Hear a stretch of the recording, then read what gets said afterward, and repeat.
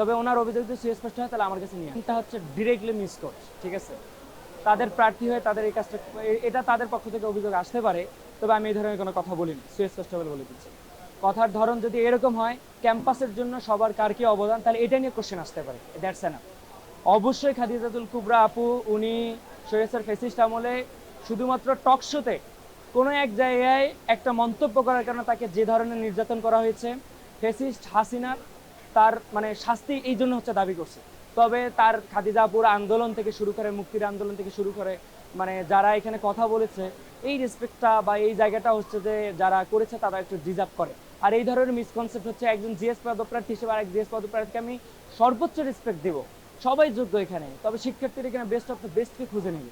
এখানে এই ধরনের কথা বলার সুযোগ নেই। শিক্ষার্থীরা জানে এখানে কে যমুনার আন্দোলনে যায় নাই, কে পরবর্তীতে এখানে আসছে, কে হচ্ছে যে এখানে এসে সালিশি করে, কে এখানে সামনে এসে হচ্ছে আচরণবিধি লঙ্ঘন করে, এখানে এক কথা বলে বাইরে গিয়ে এক কথা বলে, ভিতরে সিগনেচার দেয়, বাইরে এসে হচ্ছে যে প্রেস কনফারেন্স করে, এগুলো সবাই জানে।